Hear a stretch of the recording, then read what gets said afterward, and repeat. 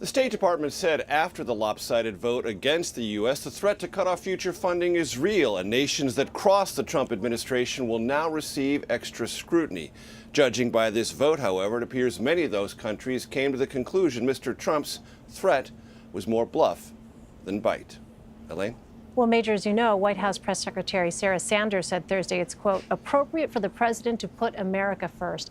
Is there any way to gauge how serious President Trump's threat is? Is there any indication privately from advisors that members of his inner circle, for instance, would support the idea?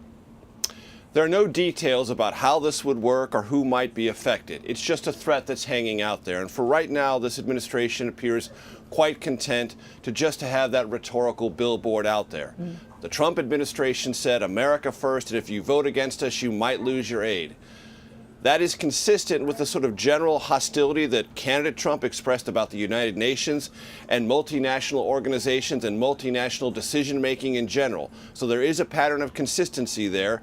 And right now, the administration is pretty content. Just have a billboard message out there that there's a wagging finger of disdain from the United States. And by the way, Elaine, an invitation to those nations that either voted with the United States or abstained on this vote to join Nikki Haley for a reception in honor of their solidarity with the United States. So there's a very definite public effort to reward those who stood with the United States or didn't vote to condemn the United States and threaten, at least threaten rhetorically, those who did not.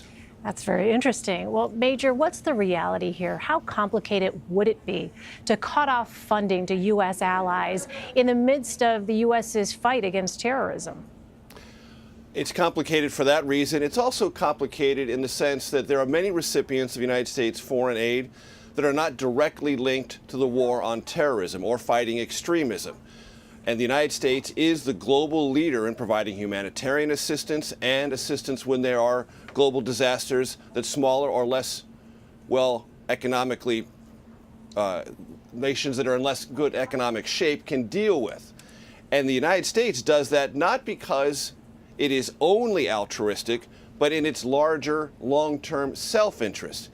And one of the strongest advocates within this administration for that approach is the Defense Secretary, James Mattis, who often says, if you're not going to have a strong State Department, strong diplomacy, and strong forward-leaning American assistance to deal with some of these underlying issues, then you better give me more soldiers and more bullets because there's going to be more instability, not less. All right, Major Garrett at the White House for us. Major, thank you so much. Sure.